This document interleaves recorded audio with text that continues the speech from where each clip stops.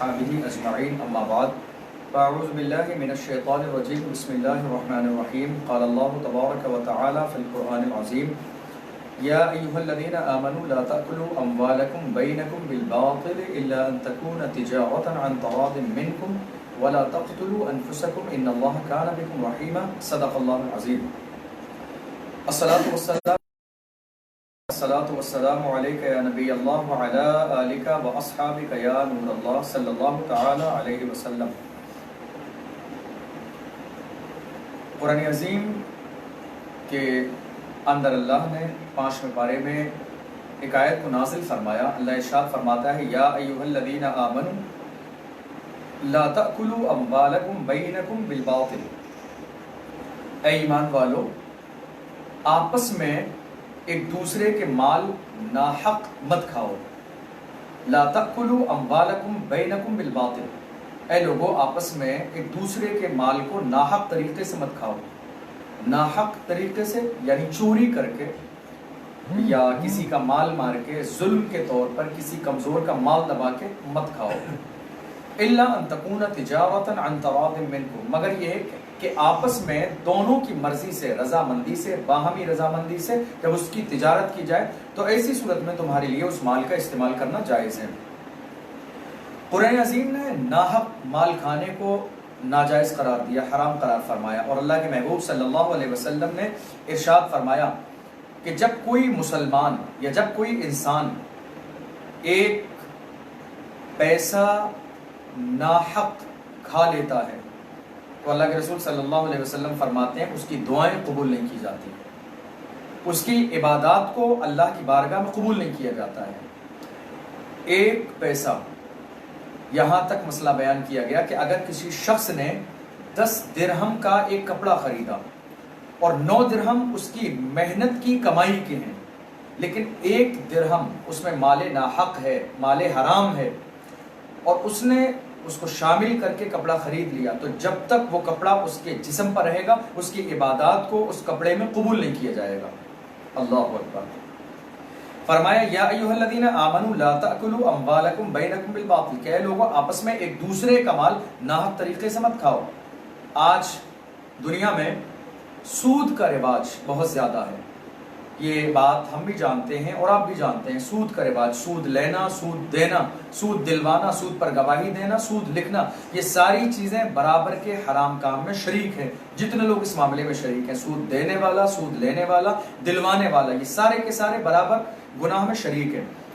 ارشاد فرمایا گیا لا تأکلوا اموالکم بینکم بالباطل، ناحق طریقے سے مال مت کھاؤ۔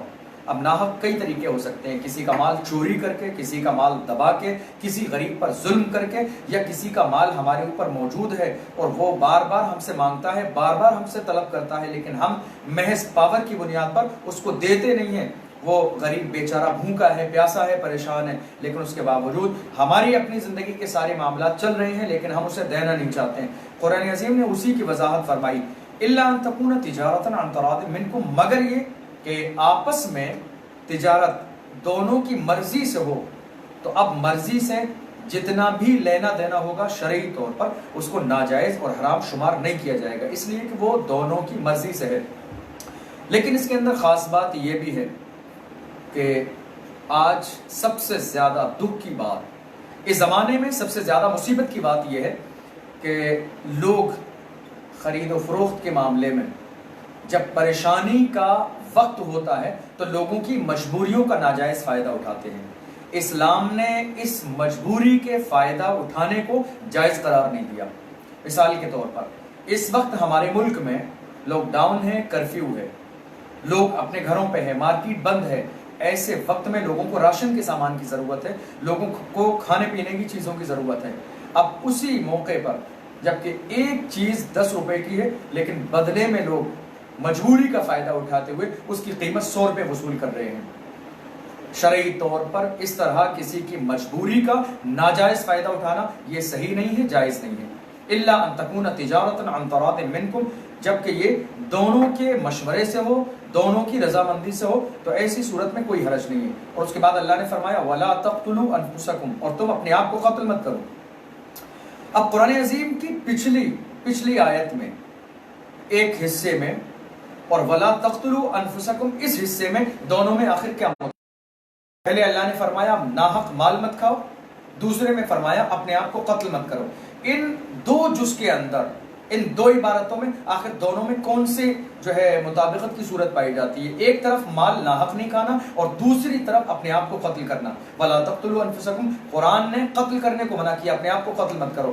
بات کسی اور کی چل رہی ہے، بات کسی اور ٹاپک کی ہے، مگر اللہ فرماتا ہے وَلَا تَقْتُلُوا أَنفُسَكُمْ کہ اپنے آپ کو قتل مت کرو۔ وجہ یہ ہے کہ اگر تم کسی کے مال کو ناحق طریقے سے کھا لو گے، اگر تم کسی غریب کے مال کو ظلماً دبا لو گے، ظلم کے طور پر کسی کا مال تمہارے اوپر موجود ہے اور اسے واپس نہیں دو گے، تو گویا کہ یہ تم نے اپنی جان پر ظلم کیا ہے، اپنے آپ کو قتل کر لیا ہے۔ قتل سے مراد دنیا میں رسوائی ہے اور قیامت کے دن جہنم کا عذاب ہے آپ کے لیے۔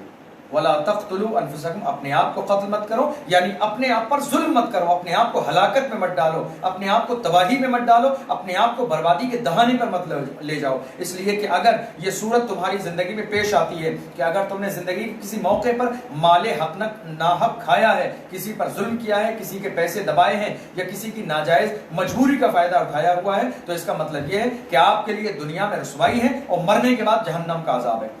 اللہ فرماتا ہے ان اللہ کان بکم رحیما کہ بے شک اللہ رحم فرمانے والا ہے تمہارے اوپر۔ قرآن کی اسی آیت میں کہا گیا اپنے آپ کو قتل مت کرو، اس کے بعد فرمایا اللہ رحم کرنے والا ہے۔ مطلب یہ ہے کہ اگر تم برائی سے بچتے رہو گے، مال ناحق نہیں کھاؤ گے، کسی پر ظلم نہیں کرو گے، کسی کی مجبوری کا ناجائز فائدہ نہیں اٹھاؤ گے، تو ایسی صورت میں اللہ کی ذات سے امید رکھو کہ اللہ تمہارے اوپر رحم فرمائے گا۔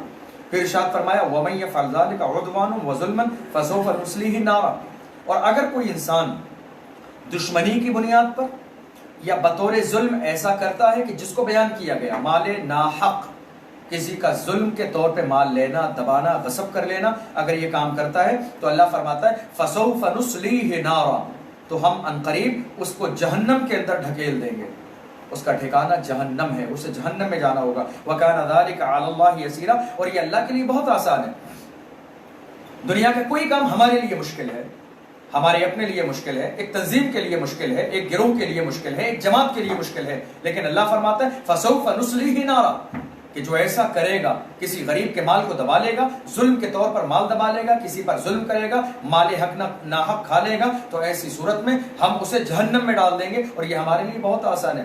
اللہ مالک ہے، وہ قادر ہے، وہ ستار العیوب بھی ہے، غفار الذنوب بھی ہے، مالک الملک بھی ہے، وہ حلیم بھی ہے، وہ بصیر بھی ہے، وہ قدیر بھی ہے، وہ قادر بھی ہے، وہ صبور بھی ہے، وہ رشید بھی ہے، جو ہو گیا وہ بھی جانتا ہے۔ اللہ قادر مطلق ہے، اسے کسی سے مشورہ نہیں لینا ہے، وہ جو چاہے وہ کر سکتا ہے۔ وہی فرمایا وَكَانَ ذَلِكَ عَلَى اللَّهِ يَسِيرًا، اور یہ ہمارے لیے بہت آسان ہے۔ اس کے بعد اللہ فرماتا ہے ان تجتنبوا کبائر ما تنہون عنہ نکفر عنکم سیئاتکم، اللہ ارشاد فرماتا ہے اگر تم گناہ کبیرہ سے بچتے رہو گے، ان تجتنبوا کبائر ما تنہون عنہ کہ جن سے تمہیں روکا گیا، جن راستوں پر جانے سے تمہیں منع کیا گیا، جن برائیوں سے بچنے کے لیے تمہیں قرآن کے اندر اور احادیث صحیحہ کے اندر حکم دیا گیا، جن لوگوں کی صحبت سے بچنے کا حکم دیا گیا، جن برے کاموں میں ملوث ہونے سے تمہیں روکا گیا، فرما دیں ان تجتنبوا کبائر ما تنہون عنہ نکفر عنکم سیئاتکم کہ اگر تم اپنی زندگی میں گناہ کبیرہ سے بچتے رہو گے تو گناہ کبیرہ سے بچنے کی برکت سے ہم تمہارے گناہ صغیرہ کو مٹا دیں گے۔ وَنُدْخِلُكُمْ مُدْخَلًا كَرِيمًا اور ہم تمہیں عزت والی جگہ میں داخل فرمائیں گے۔ یہ اللہ کا وعدہ ہے، یہ قادر مطلق کا وعدہ ہے، یہ رب العالمین کا وعدہ ہے، یہ کائنات کے نظام چلانے والے کا وعدہ ہے۔ وَنُدْخِلُكُمْ مُدْخَلًا كَرِيمًا کہ ہم تمہیں عزت والی جگہ میں داخل کریں گے۔ وہ عزت والی جگہ کون سی ہے؟ اسی عزت والی جگہ کو جنت کہا جاتا ہے۔ اس کی بہت ساری تفسیریں بیان کی گئی ہیں، فقہا فرماتے ہیں، مفسرین نے اس کی مختلف طریقے سے اپنے اپنے زمانے کے اعتبار سے، اپنے علم کے اعتبار سے، اپنی تحقیق کے اعتبار سے تفاسیر بیان فرمائی ہیں، لیکن عام طور پہ اس کا مطلب یہی مراد دیا جاتا ہے وَنُدْخِلُكُمْ مُدْخَلًا كَرِيمًا کہ ہم تمہیں عزت والی جگہ پہ داخل فرمائیں گے، اور عزت والی جگہ سے مراد ہے جنت، وہ جنت کہ جس کا آج تک کسی دماغ میں خیال نہیں گزرا، نہ کسی کے مائنڈ میں اس کی تصویر آئی، نہ فوٹو آئی، نہ کسی نے سوچا ہے، نہ قیامت تک کوئی سوچ سکتا ہے، نہ اس کی نعمتوں کا تصور کیا جا سکتا ہے اس دنیا کے اندر۔ تو اللہ فرماتا ہے اگر تم گناہ کبیرہ سے بچو گے، پہلے اللہ نے مال ناحق کا ذکر فرمایا کہ کسی غریب کا کسی یتیم کا، کسی بیوہ کا، کسی بیکس کا، کسی مجبور کا اگر ہم مال دبا لیتے ہیں، کھا لیتے ہیں تو جسٹ اس کے بعد اللہ نے دوسری آیت فرمایا ان تجتنبوا کبائر ما تنہون عنہ، کہ اگر تم گناہ کبیرہ سے بچتے رہو گے. کیا مطلب؟ کہ اللہ نے مال ناحق کے فوراً بعد گناہ کبیرہ کا ذکر کیا. اس کا مطلب یہ ہے کہ کسی کا مال دبا لینا، کسی کے پیسے دبا لینا، کسی کا مال چوری کر لینا، کسی پر قابو پا لینا، یہ ساری چیزیں گناہ کبیرہ میں ہیں. اور اللہ فرماتا ہے کہ اگر تم گناہ کبیرہ سے بچتے رہو گے تو یہ اللہ کا وعدہ ہے، گناہ کبیرہ سے بچنے کی برکت سے اللہ تمہارے چھوٹے گناہوں کو معاف فرما دے گا اور تمہیں عزت والی جگہ میں داخل فرمائے گا. یہ اللہ کا وعدہ ہے اور اللہ اپنا وعدہ جو ہے خلاف نہیں فرماتا ہے. اس کے بعد اللہ نے ارشاد فرمایا وَلَا تَتَمَنَّوْا ما فضل اللہ به بعضکم علی بعض، کہ اللہ نے جو تمہیں آپس میں ایک دوسرے کو فضیلت عطا فرمائی ہے تو تم تمنا مت کرو. ولا تتمنوا ما فضل اللہ به، کہ تم آپس میں اس چیز کی تمنا مت کرو کہ اللہ نے تمہیں آپس میں ایک دوسرے پر فضیلت عطا فرمائی ہے. قرآن پاک کی اس آیت کا شان نزول کیا ہے؟ دنیا میں دو چیزیں ہیں. قرآن نے فرمایا تمنا مت کرو. حسد، ایک چیز ہوتی ہے حسد. حسد کا مطلب کہ اگر ہم اپنی زندگی میں سامنے والے کو اپنے سے زیادہ کسی چیز میں ماہر دیکھتے ہیں، کسی کو قابل دیکھتے ہیں، یا اپنے سے زیادہ کسی کے پاس دولت دیکھتے ہیں، تو اگر ہم یہ دعا کریں یا کوشش کریں یا ہمارے دل میں یہ ارادہ ہو کہ یہ ساری چیزیں اس سے دور ہو جائیں، ختم ہو جائیں، تو یہ ہے حسد. اور اگر برخلاف اس کے کہ اگر ہم یہ تمنا کریں کہ اے اللہ یہ ساری چیزیں سامنے والے بندے کو تو نے عطا فرمائی ہیں، تو کرم فرما دے، یہ چیزیں ہمارے اندر بھی ہو جائیں، اسے کہتے ہیں تمنا. اور یہ ناجائز نہیں ہے، یہ غلط نہیں ہے. آرزو کرنا، اللہ سے تمنا کرنا، بھلائی کی تمنا کرنا، لیکن حسد کرنا حرام ہے. اللہ کے رسول صلی اللہ علیہ وسلم فرماتے ہیں حسد کرنے والا بندہ بالکل ایسے ہی جلتا رہتا ہے کہ جیسے لکڑیوں سے آگ جلتی ہے.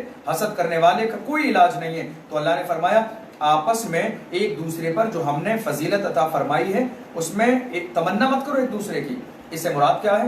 اس کا شان نزول کیا ہے؟ اکثر مفسرین فرماتے ہیں کہ یہ آیت عورتوں کے بارے میں نازل ہوئی. مذہب اسلام میں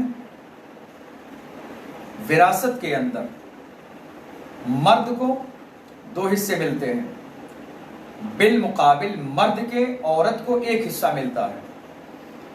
مرد کو دو حصے اور عورت کو ایک حصہ دیا جاتا ہے. اب جب ایک حصہ عورت کو ملتا ہے، دنیا کے بہت سارے لوگوں نے اس چیز پر اعتراض کیا کہ مذہب اسلام عورتوں کی عزت کی، عورتوں کی حفاظت کی، عورتوں کے حقوق کی بات نہیں کرتا ہے. لیکن سمجھنے والی بات ہے، ایک مرد جسے دو حصے ملتے ہیں، لیکن عورت کو اپنے مائکے سے ایک حصہ ملتا ہے. لیکن صحیح معنی میں اگر غور کیا جائے تو عورت کو بھی دو حصے ملتے ہیں، اس لیے کہ ایک حصہ اس کو اپنے مائکے سے ملتا ہے اور ایک حصہ اس عورت کو شادی ہو جانے کے بعد اپنے شوہر کے یہاں ملتا ہے. لہٰذا اس کو بھی دو حصے ملتے ہیں. اسی لیے یہ اسلام کا نظام ہے کہ مرد کو دو حصے ملیں گے. تو اس زمانے میں جبکہ قرآن عظیم کی آیت اس وقت نازل ہوئی جبکہ عورتوں نے آپس میں یہ کہا کہ جس طریقے سے مردوں کو ڈبل حصہ دیا گیا دنیا کے مال میں، دنیا کی دولت میں، مرنے کے بعد مردوں کو جہنم میں عذاب بھی ڈبل دیا جائے گا. تو اللہ نے فرمایا کہ آپس میں ایک دوسرے پر یہ تمنا مت کرو کہ اللہ نے تمہیں بعض کو بعض پر فضیلت عطا فرمائی ہے. پھر اللہ ارشاد فرماتا ہے للرجال نصیب مما اکتسبوا وللنساء نصیب مما اکتسبنا، مردوں کے لیے ان کا حصہ ہے جو انہوں نے کمایا اور عورتوں کے لیے ان کا حصہ ہے جو انہوں نے کمایا.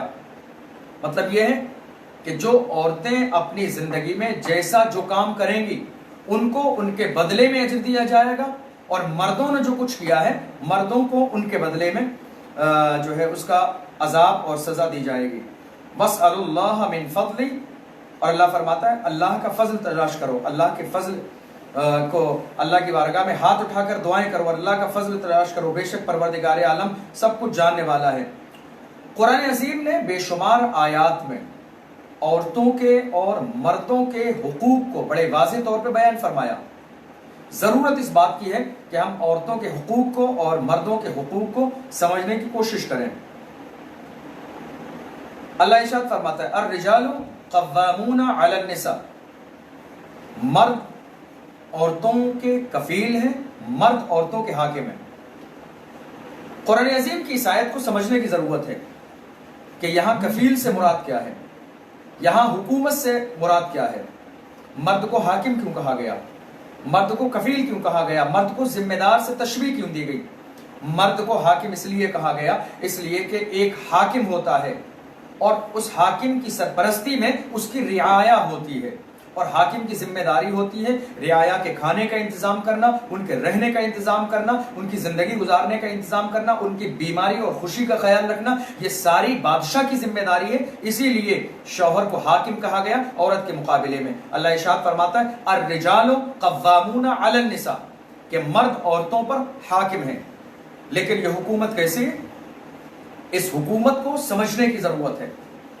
اللہ کے رسول صلی اللہ علیہ وسلم نے ارشاد فرمایا کہ اللہ نے عورت کو ٹیڑھی پسلی سے پیدا کیا، اللہ نے عورت کو ٹیڑھی پسلی سے پیدا کیا، اگر اسے سیدھا کرنے کی کوشش کرو گے تو ٹوٹ جائے گی، سیدھا کرنے کی کوشش نہیں کرنا۔ اللہ کے رسول فرماتے ہیں اللہ نے عورت کو ٹیڑھی پسلی سے پیدا کیا، اسے سیدھا کرنے کی کوشش نہیں کرنا، اس لیے کہ اگر سیدھا کرنے کی کوشش کرو گے ٹوٹ جائے گی۔ یا رسول اللہ ٹوٹ جانے سے مراد کیا ہے؟ اللہ کے رسول فرماتے ہیں طلاق ہو جائے گی۔ اسے سیدھا کرنے کی کوشش نہیں کرنا بلکہ پیار سے، محبت سے جتنا ممکن ہو ساتھ میں چلانے کی کوشش کرنا۔ عورتوں کے اس معاملے کو اللہ کے رسول صلی اللہ علیہ وسلم نے اپنی زندگی میں کتنی وضاحت کے ساتھ بیان فرمایا۔ آخری وقت اللہ کے رسول صلی اللہ علیہ وسلم وصال ظاہری فرمانے والے ہیں، پیغمبر اعظم صلی اللہ علیہ وسلم وصال فرمانے والے ہیں، اور اسی وقت میرے آقا صلی اللہ علیہ وسلم کی زبان پر جملے ہیں استوصوا بالنساء خیرا، ارشاد فرمایا میں تمہیں عورتوں کے بارے میں بھلائی کی وصیت کرتا ہوں، خبردار عورتوں کو ستانا نہیں، خبردار عورتوں کو مارنا نہیں، خبردار عورتوں پر ظلم نہیں کرنا، خبردار عورتوں کو گالی نہیں دینا، خبردار عورتوں کے میکے کے بارے میں انہیں کبھی تانا نہیں دینا، خبردار ان کے عیبوں کو تلاش نہیں کرنا، خبردار زندگی میں کبھی ان کی آنکھوں میں آنسو نہیں آنے دینا، اس لیے کہ یہ وہ عورت ہے کہ جس نے زندگی کی ساری خوشیاں آپ کے لیے قربان کی ہیں، اس نے گھر چھوڑا ہے آپ کے لیے، ماں باپ چھوڑے ہیں آپ کے لیے، رشتہ دار چھوڑے ہیں آپ کے لیے، بھائی چھوڑے ہیں آپ کے لیے، جہاں پیدائش ہوئی، جہاں زندگی کے 20 سے 22 سے 25 سال گزارے، لیکن ایک پل میں وہ ساری خوشیاں آپ کے لیے چھوڑ کر آئیے۔ خبردار تکلیف نہیں دینا، مارنا نہیں۔ مذہب اسلام نے عورت کو مارنے سے منع فرمایا۔ جو لوگ اسلام پر انگلی اٹھاتے ہیں اور یہ کہتے ہیں کہ اسلام میں عورت کے حق کی بات نہیں کی گئی، میں انہیں دعوت دیتا ہوں کہ وہ اسلام کو پڑھیں، اسلام کو سمجھیں اور اسلام کو سمجھنے کی کوشش کریں۔ انشاءاللہ جب وہ اسلام کو پڑھیں گے اور اسلام کو سمجھیں گے تو ان کی زندگی میں یا ان کی زبان پر کوئی ایسا جملہ نہیں ہوگا۔ اللہ کے رسول صلی اللہ علیہ وسلم فرماتے ہیں الرجال قوامون علی النساء، مرد عورتوں پر حاکم ہیں، کفیل ہیں، ان کے ذمہ دار ہیں۔ لیکن ذمہ داری کیسی ہے؟ فالصالحات قانتات حافظات للغیب بما حفظ اللہ، مگر عورت کی بھی کچھ ذمہ داری ہے۔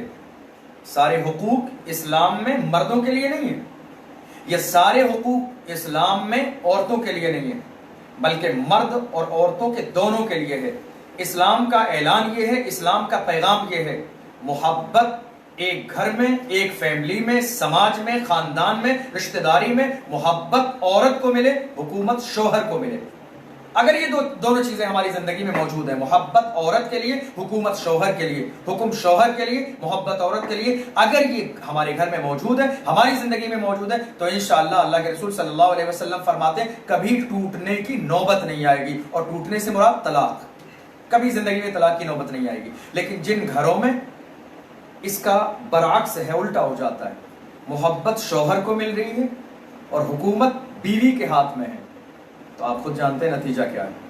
اللہ کے رسول صلی اللہ علیہ وسلم نے فرمایا کہ اگر عورت اور شوہر کے درمیان نا اتفاقی ہو، قرآن عظیم کی آیت سے بھی واضح ہے، واللاتی تخافون نشوزہن فعظوہن واہجروہن فی المضاجع، فرمایا عورتوں کی بھی ذمہ داری ہے کہ وہ شوہر کی غیر موجودگی میں، شوہر کی غیر موجودگی میں اپنے آپ کی بھی حفاظت کریں اور شوہر کی چیزوں کی بھی حفاظت کریں. یعنی کسی بھی عورت کے لیے یہ جائز نہیں ہے، کسی بھی عورت کے لیے یہ جائز نہیں ہے کہ وہ اپنے گھر پہ کسی ایسے مرد کو انوائٹ کرے، کسی ایسے مرد کو بلائے کہ جس کو اس کا شوہر ناپسند کرتا ہو. عورت کے لیے جائز نہیں ہے اپنے دروازے پر، اپنے گھر میں، اپنی فیملی میں، اپنے بیڈ روم میں کسی ایسے مرد کو آنے کی دعوت دے جس کو اس کا شوہر ناپسند کرتا ہے. آج حالات بہت عجیب ہے. آج ہمارے معاشرے میں عالم یہ ہے کہ پردہ مذہب اسلام کے اندر پردے کی کتنی اہمیت ہے. عورت کے صرف جسم کا پردہ نہیں ہے، عورت کے صرف چہرے کا پردہ نہیں ہے، عورت کے صرف ہاتھوں کا پردہ نہیں ہے. جس طریقے سے عورت کے پورے جسم کا پردہ ہے، بالکل اسی طریقے سے عورت کی آواز کا بھی پردہ ہے. عورت کی آواز کا بھی پردہ ہے. ایک روایت میں ہے اللہ کے رسول صلی اللہ علیہ وسلم نماز کے لیے تشریف لے گئے، لیکن جب واپس اللہ کے محبوب صلی اللہ علیہ وسلم تشریف لائے، میرے آقا صلی اللہ علیہ وسلم نے سنا حضرت عائشہ صدیقہ رضی اللہ تعالی عنہا کے قرآن پاک پڑھنے کی آواز آ رہی تھی. اللہ کے رسول صلی اللہ علیہ وسلم نے دیوار پر غور کیا کہ کہیں دیوار کے اندر کوئی سوراخ تو نہیں ہے کہ جس کے اندر سے آواز آ رہی ہے. اللہ کے رسول صلی اللہ علیہ وسلم نے اس دیوار پر مٹی کا ہاتھ پھیرایا تاکہ کوئی سوراخ باقی ہو تو وہ بند ہو جائے. اور اس کے بعد اللہ کے رسول صلی اللہ علیہ وسلم جب حجرے مبارکہ میں تشریف لے گئے تو پیغمبر اعظم صلی اللہ علیہ وسلم نے ارشاد فرمایا، اے عائشہ جیسے تیرے جسم کا پردہ ہے ویسے ہی تیری آواز کا بھی پردہ ہے. قرآن کا یہی پیغام ہے کہ عورت کے لیے یہ بھی جائز نہیں ہے کہ وہ اپنے شوہر کی غیر موجودگی میں ایسے مردوں کو بلائے کہ جن کے آنے جانے کو اس کا شوہر ناپسند کرتا ہے. اس کے بعد فرمایا کہ اگر مرد اور بیوی میں، شوہر اور بیوی میں دونوں میں نا اتفاقی ہو جائے تو اس کا طریقہ کیا حل کرنے کا، کیا اسلام نے اس کا طریقہ بیان فرمایا؟ اگر دونوں میں نا اتفاقی ہو جائے، آج آپ دیکھیے اور غور کیجئے ہمارے معاشرے میں اگر شربت میں تھوڑی سی شکر کم ہو تو وہ بھی عورتوں کے مار کھانے کا ایک ذریعہ ہے. اگر ہمارے سالن میں نمک کم ہو تو ہمیں وہ بھی ایک بہانہ ملتا ہے عورتوں کو مارنے کے لیے. اگر ہمارے ٹائم سے کپڑے تیار نہ ہوں تو وہ بھی عورتوں کو تکلیف دینے کا ایک بہانہ ملتا ہے. اگر ہماری ضروریات زندگی وقت پر 1 منٹ لیٹ ہو جائیں تو وہ بھی ہمیں عورتوں کو طعنہ دینے کا ایک موقع مل جاتا ہے. لیکن اگر آپ مسلمان ہیں، آپ نے کلمہ پڑھا، آپ نے دین کو قبول کیا، قرآن پڑھتے ہیں تو آپ دیکھیے اللہ کیا فرماتا ہے، وَالَّتِي تَخَافُونَ نُشُوزَهُنَّ فَعِذُوهُنَّ وَاهْجُرُوهُنَّ فِي الْمَضَاجِعِ وَاضْرِبُوهُنَّ فَإِنْ أَطَعْنَكُمْ فَلَا تَبْغُوا عَلَيْهِنَّ سَبِيلًا. اللہ ارشاد فرماتا ہے کہ اگر دونوں کے درمیان نا اتفاقی ہو جائے، نا اتفاقی ہو جائے، 3 طریقے اسلام نے بیان کیے نا اتفاقی کو دور کرنے کے لیے. بیوی اور شوہر کے درمیان اگر نا اتفاقی ہو جائے تو مذہب اسلام نے 3 طریقے بیان کیے. پہلا طریقہ، شوہر بیوی کو گالی نہ دے، اسے مارے نہیں، اسے ڈانٹے نہیں، اس کو جسمانی طور پہ تکلیف نہ دے، اسے روحانی طور پر تکلیف نہ دے، اس کو اس کے مائکے کے بارے میں تانے نہ دے، اس کی فرمائشوں پر اسے تانے نہ دے. ضروریات زندگی میں کوئی ایسی چیز اس کی زندگی میں اس کی کوئی عیب موجود ہو جس کو شوہر جانتا ہے، اس کا تانا نہ دے. بلکہ پہلا طریقہ یہ ہے کہ اسے پیار سے بٹھا کے محبت سے سمجھایا جائے. جو بیوی نے غلطی کی ہے اس کا نقصان بتایا جائے اور اس غلطی سے بچنے کے فائدے بتائے جائیں. یہ ہے اسلام کا قانون. شوہر اور بیوی کے درمیان نا اتفاقی ہو جائے. ہمارے یہاں ماحول یہ ہے، سب سے پہلے ہماری زبان پر طلاق، تھوڑی سی نا اتفاقی پر ہماری زبان پر طلاق. اور کم سے کم طلاق دینے والا طلاق دیتا بھی ہے تو 2-4 ہزار بار. ایک بار طلاق دے کے نہیں رکتا ہے، کم سے کم 3 بار طلاق، کم سے کم 20-150 بار طلاق. اور اس کے بعد جب اسے اپنی اس غلطی پر پچھتاوا ہوتا ہے، شرمندگی ہوتی ہے، تب وہ جا کے مفتی صاحب کو پریشان کرتا ہے، کوئی ایسی راہ نکال دو کہ میری بیوی دوبارہ سے مجھے مل جائے. کیوں صاحب طلاق کیوں دی؟ تو سامنے سے جواب آتا ہے ہم نے طلاق غصے میں دی. اب آپ مجھے بتائیے دنیا میں کون ایسا انسان ہے کہ جو اپنی بیوی کے منہ میں رسگلہ رکھتے ہوئے اپنی بیوی کو طلاق دیتا ہے؟ طلاق تو غصے کی حالت میں دی جاتی ہے، لیکن وہی موقع ہے، حضرت علی رضی اللہ تعالیٰ عنہ فرماتے ہیں بہادر وہ نہیں ہے جو ہاتھی کو پچھاڑ دے، بہادر وہ ہے جو اپنے غصے پر کنٹرول کر لے۔ وہی موقع تھا آپ کو سمجھنے والا، وہی موقع تھا کنٹرول کرنے والا، مگر آپ طلاق دے چکے ہیں اور کم سے کم 3 بار طلاق دے چکے ہیں۔ اب آپ مجھے بتائیے، مفتی صاحب کے پاس کوئی ایسا ہنر اور ذریعہ نہیں ہے کہ وہ آپ کے لیے صورت بنا دیں۔ مفتی صاحب صورت بناتے نہیں ہیں، مفتی صاحب کا کام ہے شریعت کا حکم بیان کرنا، حکم بنانا کام نہیں ہے، شریعت کا حکم آپ تک پہنچانا کام ہے مفتی صاحب کا۔ تو اب پہلا طریقہ کیا ہے؟ اگر دونوں کے درمیان نا اتفاقی ہو جائے تو آپ بیوی نے جو غلطی کی ہے اس غلطی کا نقصان بتائیں گے اور اس سے بچنے کے فائدے بتائیں گے۔ دوسرا طریقہ، یہ کرنے کے بعد اگر بیوی نہیں مانے یا وہ اپنی غلطی کو نہ سدھارے یا اس کے رویے میں تبدیلی نہ آئے یا وہ اپنے طریقے کو بدلنے کے لیے آمادہ نہ ہو اور اس کو احساس گناہ یا شرمندگی نہ ہو اپنے اس غلط کام پر، تو دوسرا طریقہ کیا ہے؟ اللہ فرماتا ہے وَاهْجُرُوهُنَّ فِي الْمَضَاجِعِ، تو ان سے اپنے بستر الگ کر لو، ان سے ان کے آس پاس رہنا بند کر دو، ان کا رہنا سہنا سونا کہیں اور ہو، تمہارا سونا کہیں اور ہو، ان سے اپنے بستر تھوڑی سی دوری اختیار کر لو۔ مذہب اسلام نے دوری کا حکم کیوں دیا؟ اس لیے کہ یہ بات ہم اور آپ سب جانتے ہیں کہ ایک عورت کہ جس نے شوہر کے لیے، ایک شخص کے لیے اپنا پورا خاندان، ماں باپ، رشتہ دار چھوڑے ہوتے ہیں، اس کے لیے سب سے زیادہ اس کی زندگی میں امپورٹنٹ ہوتا ہے اس کا شوہر۔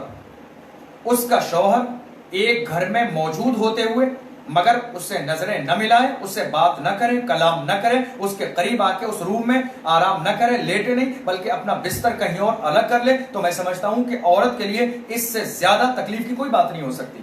تو اللہ نے فرمایا وَاهْجُرُوهُنَّ فِي الْمَضَاجِعِ، دوسرا طریقہ یہ ہے کہ ان سے بستر الگ کر لو تاکہ انہیں اپنی غلطی کا احساس ہو اور وہ اپنی غلطی کو محسوس کرنے کے بعد اپنی غلطی کو سدھارنے کے لیے آمادہ ہوں اور غلطی کو سدھار لیں۔ یہ دوسرا طریقہ ہے۔ تیسرا طریقہ وَاضْرِبُوهُنَّ، تیسرا طریقہ بیان کیا گیا۔ پہلا طریقہ سمجھانا، دوسرا طریقہ ان سے بستر کو الگ کر لینا، اور یہ نوبت ہو جانے کے باوجود اگر عورت اپنی غلطی سے رجوع نہیں کرتی ہے، اپنی غلطی کو نہیں چھوڑتی ہے، تو تیسرا طریقہ ہے عورت کو مارنے کا، کہ اس کو مارا جائے اس کی غلطی کو سدھارنے کے لیے۔ لیکن یہ جو لفظ ہے مارنا، اس لفظ پر بھی غور کر لیں۔ مارنے سے مراد یہ نہیں ہے کہ آپ اس کا ہاتھ توڑ دیں، مارنے سے مراد یہ نہیں ہے کہ آپ اس کی ہڈی توڑ دیں، مارنے سے مراد یہ نہیں ہے کہ آپ اس کے جسم پر ایسی تکلیف دیں کہ پورے جسم پر نشانات بن جائیں۔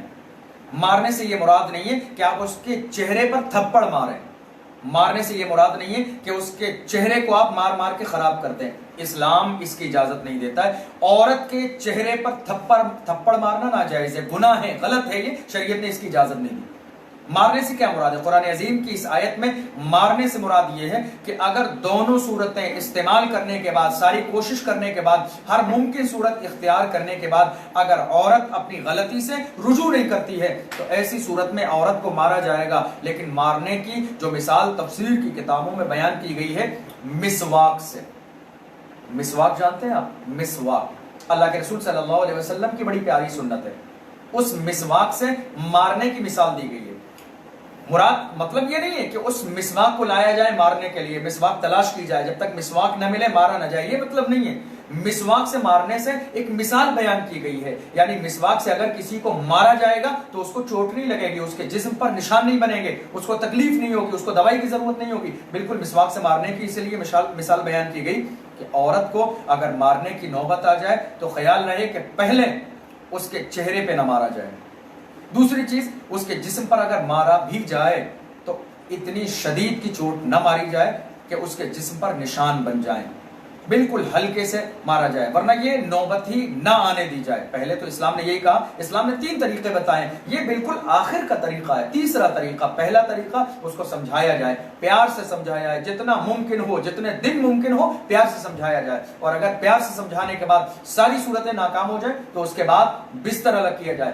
انشاءاللہ اللہ کی ذات سے امید ہے ان 2 طریقوں پر عمل کیا جائے گا تو مارنے والی صورت پیش ہی نہیں آئے گی۔ پھر اللہ نے فرمایا فَإِنْ أَطَعْنَكُمْ، اب مثال کے طور پر عورت نے غلطی کی، اور عورت نے غلطی کر دی، آپ اس عورت سے ناراض ہو گئے، غلطی کرنے کے بعد اس نے معافی مانگ لی، بظاہر آپ نے اسے معاف بھی کر دیا، لیکن پھر بھی آپ کے دل میں کہیں نہ کہیں غبار موجود ہے اس کو مارنے کے لیے، آپ بہانہ تلاش کر رہے ہیں، کوئی موقع ملے تاکہ میں اس پر ہاتھ اٹھاؤں، کوئی موقع ملے اور میں اسے زخم دوں اور تکلیف دوں۔ تو اللہ فرماتا ہے فَإِنْ أَطَعْنَكُمْ، تو اگر وہ عورتیں تمہاری اطاعت کر لیں، تم انہیں سمجھاؤ، ان کی غلطی پر آمادہ کرو، غلطی پر سمجھاؤ اور انہیں رجوع کرنے کی کوشش دلاؤ، انہیں سمجھاؤ اور وہ اپنی غلطی کو مان لیں، اپنے اندر سدھار پیدا کر لیں۔ فَإِنْ أَطَعْنَكُمْ، تو اگر وہ تمہاری اطاعت کریں، فَلَا تَبْغُوا عَلَيْهِنَّ سَبِيلًا، تو اب انہیں تکلیف دینے کا راستہ تلاش مت کرو، اس لیے کہ اللہ کے رسول صلی اللہ علیہ وسلم نے ارشاد فرمایا کہ اگر تم زمین والوں کو معافی مانگنے پر معاف کر دو گے تو اللہ قیامت کے دن تمہیں معاف کر دے گا، اگر تم زمین والوں پر رحم کرو گے تو اللہ تمہارے اوپر رحم فرمائے گا، اگر تم زمین والوں کو معاف کر دو گے تو اللہ تمہیں معاف کر دے گا۔ ایک عورت کی زندگی کو آپ سمجھنے کی کوشش کیجئے، اللہ کے رسول نے فرمایا عورت کو اللہ نے ٹیڑھی پسلی سے پیدا کیا، محبت کے ساتھ رہو، سیدھا کرنے کی کوشش نہیں کرنا ورنہ ٹوٹ جائے گی۔ آج ہمارے معاشرے میں آپ دیکھیے ایک بہت بڑا فساد ہے، لوگوں کے گھروں میں چھوٹے چھوٹے سے کاموں کو لے کے بہت سارے مسائل ہماری نگاہوں کے سامنے ایسے بھی ہیں، گھریلو ضروریات زندگی جو ہیں، گھریلو چھوٹے موٹے کاموں کے لیے جو ہے عورتوں کو طلاق دے دی جاتی ہے۔ آپ سوچیے گھر کا ایک کام، ہم انسان ہیں، آپ بھی انسان ہیں، تو آپ ذرا دل پہ ہاتھ رکھ کے سوچیے، آپ کی بیٹی بیٹی ہے، آپ کی بیٹی بیٹی ہے، آپ کے بیٹے کی بیوی آپ کی بہو ہے، آپ کی بیٹی کے کام کی آپ کو تکلیف ہے، لیکن بہو بھی تو کسی کی بیٹی ہے، اس کی بھی تو ماں ہے، اس کا بھی تو کوئی باپ ہے، اس کو بھی تو کسی نے پیدا کیا۔ محض چھوٹی چھوٹی باتوں کو لے کر گھر میں ایشو نہ بنایا جائے، طلاق دینے کی کوشش نہ کی جائے، مارا نہ جائے، نا اتفاقی پیدا نہ کی جائے، اس لیے کہ عورت کو اللہ نے ٹیڑھی پسلی سے پیدا کیا، ٹیڑھی پسلی سے سیدھا کرنے کی کوشش نہیں کرنا، ٹوٹ جائے گی، اور ٹوٹنا کیا ہے؟ اللہ کے رسول فرماتے ہیں طلاق ہو جائے گی۔ آپ مجھے بتائیے اس کائنات میں اللہ کے بعد سب سے بڑا مرتبہ اگر کسی کا ہے تو وہ ہمارے آقا کا ہے، اللہ کے بعد سب سے بڑا مرتبہ اس کائنات میں اگر کسی کا ہے تو وہ ہمارے آقا صلی اللہ علیہ وسلم کا ہے، اور حدیث پاک کے اندر موجود ہے اللہ کے رسول صلی اللہ علیہ وسلم جب اپنے گھر میں ہوتے، اللہ کے رسول جب گھر میں ہوتے تو کبھی صفائی کا موقع ہوتا تو آپ صفائی میں شرکت فرماتے، گھر کی صفائی میں۔ اللہ کے رسول صلی اللہ علیہ وسلم گھر پہ اگر کپڑے دھونے کی نوبت آتی تو آپ اپنے کپڑے دھو لیتے۔ حدیث پاک میں اگر پرانے پھٹے ہوئے کپڑے سینے کی نوبت آتی تو اللہ کے رسول صلی اللہ علیہ وسلم اپنے ہاتھوں سے سی لیتے۔ اللہ کے رسول صلی اللہ علیہ وسلم اپنی زندگی میں ضروریات کے کام خود کر لیتے تھے۔ آپ مجھے بتائیں آپ کے گھر میں تھوڑا سا کوئی کام باقی ہے، آپ کی بیوی صبح سے لے کے شام تک 50 کام گھر میں کرتی ہے، اگر اس کا ہاتھ بٹانے کے لیے آپ آدھا گھنٹہ کوئی کام کر دیں تو یہ شرمندگی والی بات نہیں ہے۔ دنیا میں بہت سارے لوگ ہیں جن کی زبان پر یہ ہوتا ہے کہ یہ عورتوں والا کام ہے، یہ ہم نہیں کر سکتے، یہ بے عزتی والی بات ہے، عورت ہم کس لیے لے کر آئے ہیں، یہ عورتوں والا کام ہے، ہماری ذمہ داری نہیں ہے۔ اس کائنات میں اللہ کے رسول صلی اللہ علیہ وسلم سے زیادہ افضل اور آپ سے زیادہ بڑے مرتبے کا مالک کوئی نہیں ہے، مگر آپ دیکھیں اللہ کے محبوب صلی اللہ علیہ وسلم کی زندگی کیسی ہے۔ یقیناً یہ ہماری اور آپ کی ذمہ داری ہے، ماحول کو اگر سدھارنا چاہتے ہیں، گھروں میں خوشیاں لانا چاہتے ہیں تو مزاج کو بدلیں۔ لباس ہر دن بدلتے ہیں، لباس بدلنے سے پہلے کردار بدلیں، اپنا مزاج بدلیں، سوچ بدلیں، مذہب اسلام پر عمل کریں، پیغمبر کی سیرت کو پڑھیں۔ جس دن پیغمبر اعظم صلی اللہ علیہ وسلم کی سیرت کو آپ پڑھیں گے یقیناً آپ دیکھیے آپ کا گھر اسی دن جنت کا گہوارہ بن جائے گا۔ اللہ کے رسول صلی اللہ علیہ وسلم نے فرمایا کہ عورت کا عالم یہ ہے، عورت کے لیے سب سے زیادہ اہمیت کا حامل اس کا شوہر ہے۔ کیسے؟ ارشاد فرمایا لو آمر احدا ان يسجد لاحد لامرت المرأة ان تسجد لزوجها۔ اللہ کے رسول فرماتے ہیں کہ اگر میں اللہ کے علاوہ کسی اور کے لیے سجدے کا حکم دیتا، اللہ کے علاوہ، پروردگار کے علاوہ میں کسی اور کے لیے سجدے کا حکم دیتا تو عورت کو حکم دیتا کہ وہ اپنے شوہر کو سجدہ کرے۔ شوہر کا مقام عورت کے مقابلے میں بہت زیادہ ہے۔ شوہر کا مقام عورت کے مقابلے میں بہت زیادہ ہے، بلکہ جو جنس مرد ہے پوری جنس کو اللہ نے عزت عطا فرمائی ہے مرد کے مقابلے میں، لیکن ہر مرد افضل نہیں ہے عورت سے۔ جنس مرد جو پوری ایک مردوں کی جنس ہے وہ جنس عورتوں سے افضل ہے، لیکن اس دنیا میں ہر مرد عورت سے افضل نہیں ہے۔ بہت ساری ایسی مثالیں بھی ہماری زندگی میں ہماری نگاہوں کے سامنے موجود ہیں کہ بہت سی عورتیں بہت سے کاموں میں بہت ساری جگہوں پہ مردوں سے افضل ہیں، لیکن کلی طور پر ایسا نہیں ہے، بلکہ کلی طور پر بالعموم جنس مرد عورتوں سے افضل ہے۔ بہت ساری اس کی وجوہات بیان کی گئی۔ پہلی وجہ، نبوت اللہ نے مردوں کو عطا فرمائی، کوئی عورت نبی نہیں ہوئی۔ جہاد کا حکم اللہ نے مردوں کو دیا، عورتوں کو جہاد کا حکم نہیں دیا۔ امامت کا حق، امامت کبریٰ اللہ نے مردوں کو دیا، عورتوں کو نہیں دیا۔ امامت صغریٰ اللہ نے یہ حق مردوں کو دیا، عورتوں کو نہیں دیا۔ بے شمار وجوہات ہیں کہ جس کی بنیاد پر اللہ نے مرد کو فضیلت عطا فرمائی ہے عورتوں کے مقابلے میں۔ اور دوسری چیز یہ ہے کہ مرد کو حاکم اس لیے بھی بنایا کہ مرد عورت کا مہر ادا کرتا ہے، اور دوسری طرف پوری زندگی اس کے رہنے سہنے کھانے پینے ضروریات زندگی کا خیال کرتا ہے۔ عورتوں کا کام ہے گھر چلانا، لیکن ایک مرد گھر سے جب باہر نکلتا ہے پورے دن گرمی کے موسم میں، پریشانی کے عالم میں، تپش میں، دھوپ میں، شدت میں، بارش کے موسم میں، جاڑے کے اور سردی کے موسم میں، آپ دیکھیے ایک مرد کیسے کیسے کتنی پریشانیاں اٹھانے کے بعد کمائی کرتا ہے، پیسے کماتا ہے، تب وہ گھر پہ لے کے آتا ہے اور تب جا کے گھر کا چولہا جلتا ہے۔ تو عورت گھر میں رہتی ہے، لیکن مرد گھر سے باہر نکلنے کے بعد پورے دن کتنی پریشانیوں کا سامنا کرتا ہے، تب جا کے وہ گھر میں آتا ہے اور عورت کی پوری ذمہ داری کو اٹھاتا ہے۔ اسی لیے اللہ کے رسول صلی اللہ علیہ وسلم فرماتے ہیں کہ مرد عورتوں پر حاکم ہے۔ اگر اللہ کے علاوہ کسی اور کے لیے سجدے کا حکم دیا جاتا تو عورت کو حکم دیا جاتا کہ وہ اپنے شوہر کو سجدہ کرے۔ اللہ کے رسول صلی اللہ علیہ وسلم ارشاد فرماتے ہیں کہ عورت، دنیا میں کوئی عورت اس حال میں سو جائے، دنیا کی کوئی عورت اس حال میں سو جائے کہ اس کا شوہر ناراض ہے اور اس کا انتقال ہو جائے اسی رات، تو میرے نبی فرماتے ہیں وہ عورت جہنمی ہے۔ دنیا میں کوئی عورت ایسے عالم میں سو جائے کہ اس کا شوہر اس سے ناراض ہو اور سونے کے بعد میں اسی رات اس کے دروازے پر ملک الموت آ جائے، موت کا فرشتہ آ جائے اور اس کی روح قبض کر لی جائے، تو وہ عورت جو شوہر کو ناراض کر کے سوئی ہے اور اس کا انتقال ہو گیا، وہ عورت جہنمی ہے۔ اور میرے آقا صلی اللہ علیہ وسلم فرماتے ہیں اگر کوئی عورت ایسے عالم میں انتقال کرتی ہے کہ اس کا شوہر اس سے ناراض ہے، فرماتے ہیں وہ عورت جنت میں داخل ہوگی۔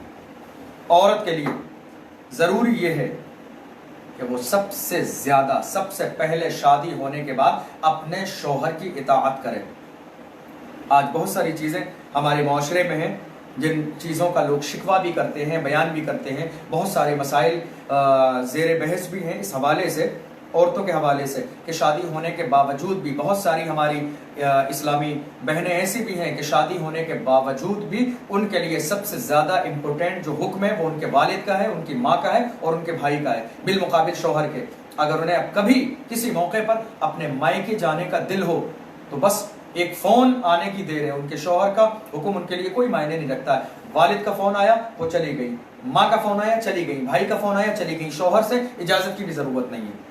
لیکن میں بتا دوں شریعت کا حکم یہ ہے کہ شوہر کے حکم کے بغیر کوئی عورت ایک قدم گھر سے باہر نکالتی ہے تو اللہ کے فرشتے اس عورت پر لعنت بھیجتے ہیں۔ کوئی عورت کوئی بھی عورت ہمارے معاشرے میں شوہر کی اجازت کے بغیر ایک قدم گھر سے باہر نکالتی ہے تو اللہ کے فرشتے اس پر لعنت بھیجتے ہیں۔ اللہ کے رسول صلی اللہ علیہ وسلم کے زمانے میں مدینے میں ایک شخص کی شادی ہوئی، شادی کے بعد چند دن کا زمانہ گزرا، وہ شخص کمانے کے لیے، کاروبار کرنے کے لیے دوسرے ملک چلا گیا، لیکن جاتے جاتے اس نے اپنی بیوی سے چند جملے بولے، فرمایا کہ جب تک میں واپس نہ آ جاؤں میری اجازت کے بغیر گھر سے قدم باہر نہیں نکالنا۔ اب آپ دیکھیے گھر کی کنڈیشن کیا ہے، اس کا گھر کیسا بنا ہوا ہے۔ گھر کی کنڈیشن یہ ہے کہ گھر 2 منزل کا ہے، 2 مالے کا، نیچے اس کے ماں باپ رہتے ہیں، بھائی رہتا ہے، اور اوپر کی منزل میں وہ خود رہتی ہے، میں سسرال اوپر ہے، نیچے کی منزل میں اور زینا گھر کے اندر ہے, سیڑھی گھر کے اندر ہے, باہر نہیں نکلنا ہے, بے پردگی نہیں ہونی ہے. نیچے باپ رہتے ہیں, بھائی رہتا ہے, اوپر اس کی سسرال ہے, شوہر کا گھر ہے. زینا گھر کے اندر ہے, دروازے سے باہر نہیں جانا ہے, کوئی غیر محرم دیکھے کبھی نہیں, پردے کا مکمل خیال ہے. شوہر کے جانے کے بعد زندگی گزرنے لگی. اچانک ایک دن بھائی آیا, دروازے پہ کھڑے ہو کے رونے لگا. کہا بہن تمہیں معلوم ہے تمہارے والد کی نیچے کتنی طبیعت خراب ہے, ان کا آخری وقت ہے, ایک نظر تمہیں دیکھنا چاہتے ہیں, چلو گی ملنے کے لیے؟ اس نے وہی ہاتھ جوڑ لیے. میرے شوہر کا حکم یہ ہے کہ جب تک میں واپس نہ آ جاؤں, میں اجازت نہ دوں, میری اجازت کے بغیر قدم گھر سے باہر نہ نکالنا. اور میرا یہاں شوہر موجود نہیں ہے, آخر میں کیسے جا سکتی ہوں؟ کہ تمہارا بھائی بلانے آیا ہے, تمہارے والد بیمار ہیں, کیا والد کو دیکھنے کے لیے بھی نہیں جاؤ گی؟ کہ میرے شوہر کی اجازت نہیں ہے. کہ باپ انتظار کر رہے ہیں, ایک نظر دیکھنا چاہتے ہیں. وہ باپ کی جس نے انگلی پکڑ کے چلنا سکھایا, وہ باپ کہ جس باپ نے زندگی کی ہر خواہش کو پورا کیا, وہ باپ کہ جس باپ نے پرانا لباس خود پہنا اور نیا لباس آپ کو دیا. آج وہ بستر موت پر ہیں, دنیا سے جانے والے ہیں, آخری دیدار آپ کا کرنا چاہتے ہیں, ایک نظر آپ کو دیکھنا چاہتے ہیں. کہ آپ دیکھنے کے لیے نہیں جائیں گی؟ آپ قربان جائیں, ہم اور آپ سب قربان جائیں اس اسلام کی شہزادی پر کہ جس نے فقط ایک جملہ کہا تھا کہ میرے شوہر کی اجازت نہیں ہے. میرے شوہر نے کہا تھا جب تک میں واپس نہ جاؤں, میری اجازت کے بغیر گھر سے قدم باہر نہ نکالنا. آپ دیکھیے اور ذرا محسوس کرنے کی کوشش کیجیے. وہ شخص بارگاہ رسول میں گیا, اس نے کہا میں اللہ کے رسول صلی اللہ علیہ وسلم سے اجازت لے لوں؟ کہا ٹھیک ہے, حضور سے مسئلہ پوچھ لو. اللہ کے رسول کی بارگاہ میں گیا, یا رسول اللہ میرے گھر کی کنڈیشن یہ ہے, ہم نیچے رہتے ہیں, بہن اوپر رہتی ہے, شوہر گیا ہوا ہے سفر پہ, یا رسول اللہ والد بیمار ہے, انتقال ہونے والا ہے ان کا, ایک نظر دیکھنا چاہتے ہیں, آپ اجازت دے دیں. اللہ کے رسول صلی اللہ علیہ وسلم ارشاد فرماتے ہیں میں کون ہوتا ہوں اجازت دینے والا؟ اس سے کہنا اس کے اوپر اس کے شوہر کی اطاعت لازم ہے. جب تک شوہر اجازت نہ دے اسے کہیں بھی جانے کی اجازت نہیں. بھائی آیا, خاموشی سے صبر کر کے بیٹھ گیا. چند دن گزرے, کچھ دن کے بعد دوبارہ بھائی اب جب آیا تو آنے کی کنڈیشن بڑی مختلف تھی, آنے کا انداز بڑا مختلف تھا. اب جب بھائی آیا ہے تو روتا ہوا آیا ہے, آنکھوں میں آنسو ہیں اس کے, وہ رو رہا ہے, آنکھوں میں آنسو ہیں, مجھ سے سک رہا ہے. میری بہن میں بلانے آیا تھا لیکن آپ نے باپ سے ملنا گوارا نہیں کیا, باپ کے قریب جا کر سرہانے دو پل کے لیے بیٹھی نہیں. مگر آج عالم یہ ہے کہ وہ باپ جس نے آپ کو انگلی پکڑ کے چلنا سکھایا, وہ باپ آج اس وقت دنیا میں موجود نہیں ہے. وہ باپ اس دنیا سے رخصت ہو چکا ہے. کیا آپ اس کا آخری دیدار نہیں کریں گی؟ کیا آپ اس کو دیکھنے کے لیے نہیں جائیں گی؟ ایک بیٹی کے لیے کتنی دشوار کن خبر تھی یہ کہ باپ اس دنیا سے رخصت ہو چکا ہے. کیسی خبر تھی ایک بیٹی کے لیے, مگر اس بیٹی نے اس خبر کو سن تو لیا, مگر ایک طرف اسلام کا حکم اور پیغمبر اعظم صلی اللہ علیہ وسلم کا بنایا ہوا قانون بھی تھا کہ شوہر کتنا اہم ہے. پھر بھائی دوبارہ سے جا رہا ہوں یا رسول اللہ صلی اللہ علیہ وسلم سے پوچھنے کے لیے, اللہ کے رسول سے اجازت طلب کروں گا, اگر میرے آقا اجازت دے دیں گے تو آپ نیچے چل کے آخری دیدار کر لینا. بارگاہ رسول میں کہا یا رسول اللہ میرے والد کا انتقال ہو گیا, بہن کی اجازت دے دیں, شوہر نہیں آیا ہے, شوہر نے منع کیا, اجازت نہیں دی ہے. اللہ کے رسول نے وہی جملے ارشاد فرمائے, رحمت للعالمین, غریبوں سے محبت, یتیموں سے محبت, بیواؤں سے محبت, جانوروں سے محبت, چرندوں پرند سے محبت, اونٹوں سے محبت, ہرنی سے محبت, بکری سے محبت, رحمت للعالمین ہے یہ. مگر آج عالم کیا ہے؟ اللہ کے رسول فرماتے ہیں نہیں میں اجازت نہیں دے سکتا. کیوں اجازت نہیں؟ شوہر کی اطاعت لازم ہے. وہ شخص آ گیا, جنازے کو دفن کر دیا گیا. ایک بیٹی جس کے باپ کا جنازہ اس کی نگاہوں کے سامنے اٹھا, یقیناً اس کے دل کو تکلیف ہوگی. بیٹی کے لیے باپ کتنا ضروری اور امپورٹنٹ ہوتا ہے یہ ہم اور آپ سب جانتے ہیں. تکلیف ہوگی, لیکن محض شوہر کی اطاعت کرتے ہوئے اس نے اپنی دہلیز سے قدم باہر نہیں نکالا, وہ باہر نہیں نکلی, آئی نہیں, شوہر کی اجازت, شوہر نہیں. اس کے بعد دوسرے دن اللہ کے رسول صلی اللہ علیہ وسلم نے اپنے ایک صحابی کو اس کے گھر پہ بھیجا اور فرمایا جاؤ جا کے خوشخبری دے دو کہ جس کے باپ کا کل انتقال ہوا تھا اللہ نے اس کے باپ کی مغفرت فرما دی, اللہ نے اس کے باپ کی مغفرت فرما دی. اور میرے آقا ارشاد فرماتے ہیں یہ بھی بتا دینا مغفرت کی وجہ کیا ہے, یہ بھی بتا دینا مغفرت کی وجہ کیا ہے. یا رسول اللہ کیا وجہ ہے مغفرت کی؟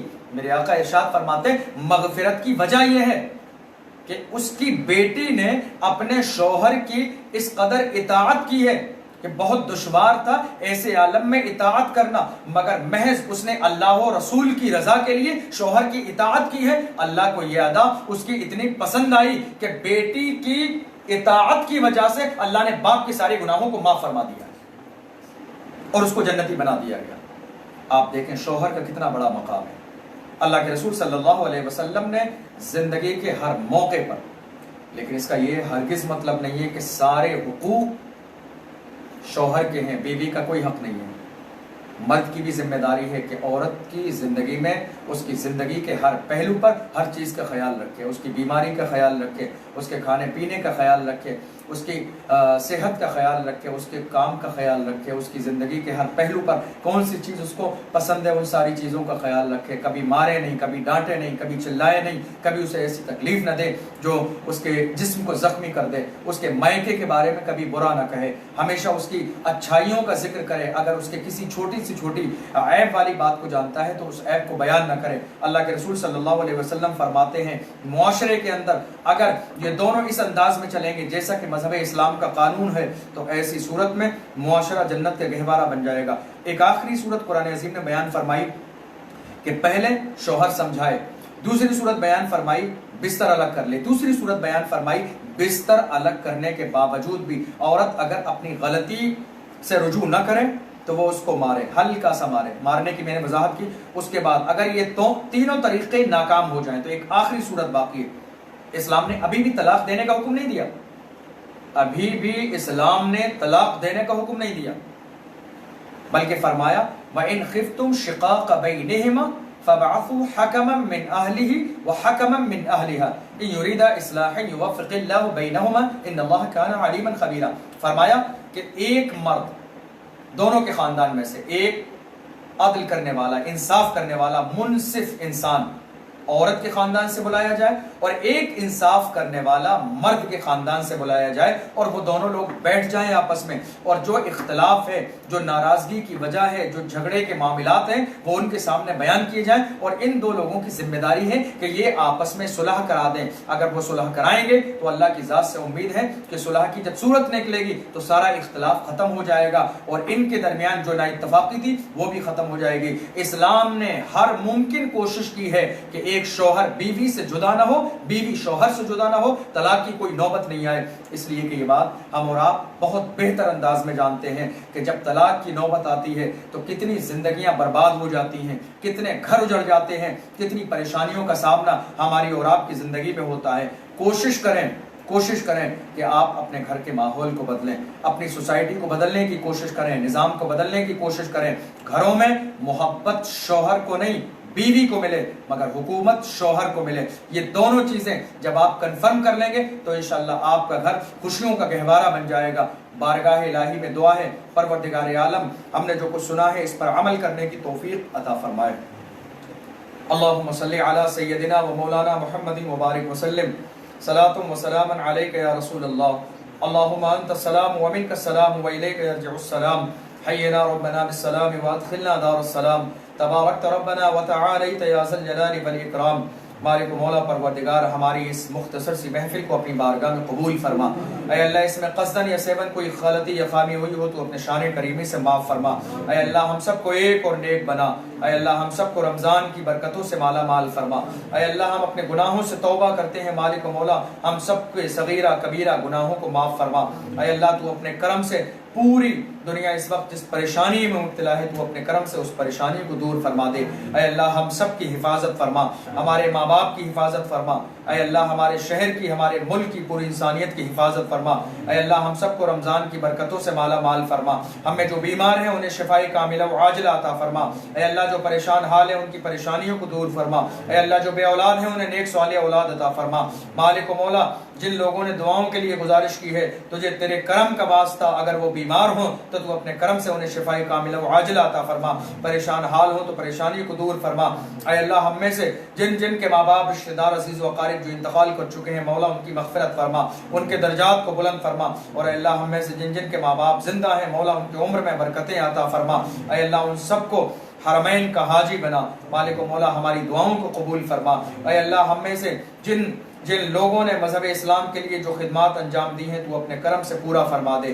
اے اللہ ہمیں دین، ہم سب سے دین کا کام لے لے۔ اے اللہ تو ہمیں دین کا سچا پکا خادم بنا دے۔ اے اللہ تجھے تیرے محبوب صلی اللہ علیہ وسلم کا واسطہ ہمارے گناہوں کو معاف فرما دے، ہماری دعاؤں کو اپنے محبوب صلی اللہ علیہ وسلم کے صدقے میں قبول فرما لے۔ ان اللہ وملائکتہ یصلون علی النبی یا ایھا الذین آمنوا صلوا علیہ وسلموا تسلیما۔ اللہ رب محمد صلی اللہ علیہ وسلم، نحن عباد محمد صلی اللہ علیہ وسلم، سبحان ربک رب العزت عما یصفون وسلام علی المرسلین والحمد للہ رب العالمین وبحق لا الہ الا اللہ محمد رسول اللہ صلی اللہ